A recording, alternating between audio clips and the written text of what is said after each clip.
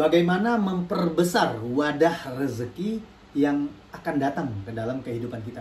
Assalamualaikum warahmatullahi wabarakatuh. Bersama dengan Abdul Rais, Certified Hypnotherapy, founder dari Self Forgiveness Therapy dan Spiritual Theta Parenting. Berbicara tentang wadah rezeki adalah tentang diri kita. Bagaimana rezeki itu bisa menghampiri diri kita. Bagaimana kita melakukan suatu kepantasan sehingga rezeki itu datang ke dalam diri kita. Bagi teman-teman yang baru menemukan channel ini, jangan lupa subscribe dan nyalakan loncengnya, karena akan ada video yang lebih memberdayakan, video yang lebih bermanfaat untuk kita semua, sehingga kita bisa merubah tindakan dan perilaku kita menjadi lebih baik. Itu didasarkan atas pengetahuan yang kita punya di pikiran bawah sadar kita. Nah, berbicara tentang wadah rezeki, ternyata kita harus melayakkan diri, memantaskan diri atas rezeki-rezeki yang akan datang ke dalam kehidupan kita. Caranya bagaimana? Caranya, misalnya kita berbisnis. Artinya rezeki itu bisa datang melewati bisnis kita. Caranya bagaimana? Oh, kita perbaiki kualitasnya, kita tambahkan produktivitasnya, kita perbaiki kualitas produknya. Kalau dalam supplier pasir Bangka, kita perbaiki kualitas ukuran bak truknya. Kenapa demikian? Iya, karena suplai pasir Bangka ini adalah sifatnya curah. Berbeda dengan seseorang membeli semen. Kalau semen, packagingnya 40 kilo dan 50 kilo. Dari Sabang sampai Merauke pun, seseorang membeli pasir Bangka pastinya packagingnya sama. Namun, kalau seseorang membeli pasir Bangka karena sifatnya curah, beda penjual, beda packaging, beda ukuran truknya, beda bak truknya, beda volumenya. Artinya apa?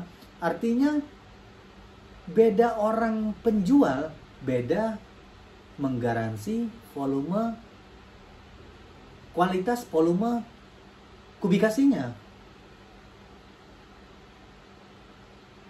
Semakin kita melayakkan diri, semakin rezeki itu mudah datang.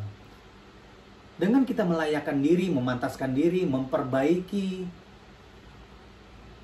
bisnis kita, perdagangan kita, akan datang keajaiban ataupun miracle dalam kehidupan kita dan bisnis kita. Artinya apa? Kita menghentikan perdagangan kita, bisnis kita ada nilainya haram yang bukan hak kita. Artinya kita tidak menjual misalnya produk pasir Bangka dengan melebihkan ukuran. Solusinya bagaimana? Kita jual per truk. Saat jual per truk pun limit kubikasinya, kita harus melakukan akad. Misalnya 4 kubik, kurang lebih Pak, 4 kubik Pak, 3,8. Namun saya akumulasi ya Pak, jadi 4 kubik. Ya Bu, mungkin bisa seperti itu. Agar tidak adanya segala hal yang haram masuk ke dalam bisnis kita. Sehingga itu meng-cancel keajaiban datang ke dalam bisnis kita. Yang kedua, perbaiki kualitas produk yang kita punya. Jadi, janganlah pernah berbisnis menggunakan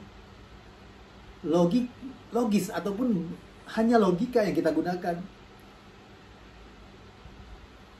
Bagaimana sih bisnis hanya menggunakan logika? Sekecil-kecilnya modal, sebesar-besarnya keuntungan. Tapi di dalam hal itu ada kualitas produk yang tidak baik yang kita suplai ke pembeli. Artinya kita belum melayakkan diri, memantaskan diri, memperbesar wadah rezeki kita di dalam perantara bisnis kita. Yang ketiga adalah memperbaiki komunikasi kita terhadap calon-calon pembeli. Artinya apa? Artinya kita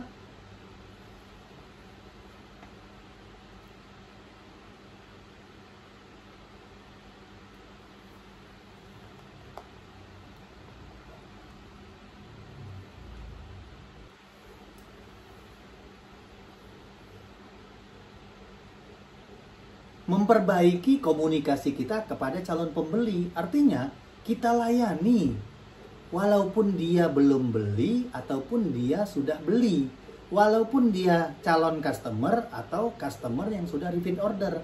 Layani, respon cepat terhadap WhatsApp-nya, teleponnya, dan lain-lain.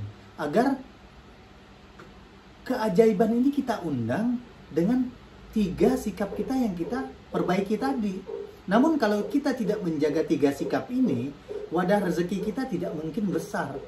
Kepantasan kita menerima sebuah rezeki tidak akan baik. Karena perlunya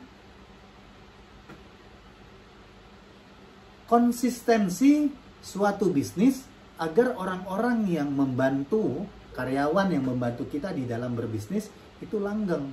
Karena saya sendiri mempunyai pengalaman buruk sehingga saya mempunyai materi ini untuk saya sampaikan ke dalam YouTube ini agar banyak orang yang tersadarkan dirinya. Berhentilah berbisnis menggunakan logika karena hasilnya hanya 10%. Gunakanlah intuisimu, kreativitasmu dari pikiran bawah sadarmu sehingga kamu berbisnis menggunakan hal-hal yang baik, pikiran-pikiran yang baik, ide-ide yang kreativitas yang menguntungkan dirimu dan orang lain. Jangan sampai hanya menguntungkan dirimu, rekan bisnis tidak teruntungkan.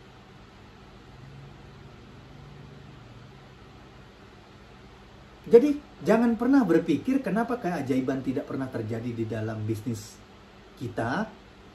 Bagaimana wadah rezeki kita belum datang besar kalau wadahnya belum kita perbesar.